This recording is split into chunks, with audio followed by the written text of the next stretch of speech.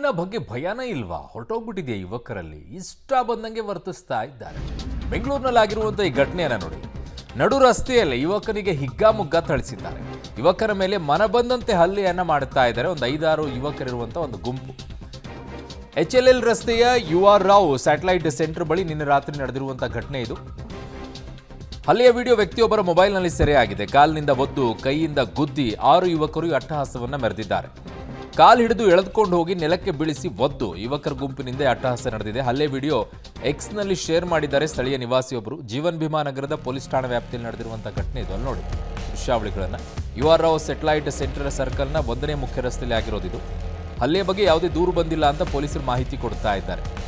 ಸದ್ಯ ವಿಡಿಯೋ ಆಧಾರಿತವಾಗಿ ತನಿಖೆಯನ್ನು ನಡೆಸ್ತಾ ಇದ್ದಾರಂತೆ ಪೊಲೀಸರು.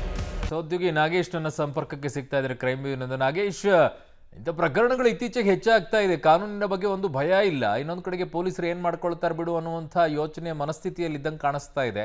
ಯಾರಿವರು, ಏನು, ಯಾತಕ್ಕೋಸ್ಕರ ಹಲ್ಲೆ ನಡೀತು, ಏನಾದರೂ ಮಾಹಿತಿ ಸಿಗ್ತಾ ಇದೆಯಾ ಪೊಲೀಸರಿಗೆ ಪ್ರಾಥಮಿಕವಾಗಿ? ಅರುಣ್, ಬೆಂಗಳೂರಿನಲ್ಲಿ ಅಂದ್ರೆ ಜೀವನ್ ಭೀಮಾ ನಗರ ಪೊಲೀಸ್ ಠಾಣಾ ವ್ಯಾಪ್ತಿಯಲ್ಲಿ ಬರುವಂತಹ HL ಇಸ್ರೋ ಸ್ಯಾಟಲೈಟ್ ಸೆಂಟರ್ ಬಳಿ ಯುವಕನೊಬ್ಬನಿಗೆ ಮನಸೋ ಇಚ್ಛೆ ಥಳಿಸಿರುವಂತ ಘಟನೆ ನಡೆದಿರುವಂತದ್ದು. ಮನಸೋ ಇಚ್ಛೆ ಥಳಿಸಿರುವಂತಹ ವಿಡಿಯೋ ವ್ಯಕ್ತಿಯೊಬ್ಬರ ಮೊಬೈಲ್ ನಲ್ಲಿ ಸೆರೆ ಆಗಿರುವಂತದನ್ನ ಎಕ್ಸ್ ನಲ್ಲಿ ಹಾಕಿ ಇಂಥ ಪುಂಡರ ವಿರುದ್ಧ ಕ್ರಮವನ್ನ ಕೈಗೊಳ್ಳಬೇಕು ಅನ್ನುವಂತ ನಿಟ್ಟಿನಲ್ಲಿ ಆಗ್ರಹವನ್ನ ಮಾಡಿರುವಂತದ್ದು. ಹಾಗಾಗಿ ಈಗಾಗಲೇ ಘಟನೆ ಸಂಬಂಧಪಟ್ಟಂತೆ ಯಾವುದೇ ದೂರು ಕೂಡ JB ನಗರ ಅಂದ್ರೆ ಜೀವನ್ ಭೀಮಾ ನಗರ ಪೊಲೀಸ್ ಠಾಣೆಯಲ್ಲಿ ಕಂಪ್ಲೇಂಟ್ ಕೂಡ ದಾಖಲಾಗಿಲ್ಲ ಅನ್ನುವಂತ ಮಾಹಿತಿಯನ್ನ ಪೊಲೀಸರು ನೀಡುತ್ತಿರುವಂತದ್ದು.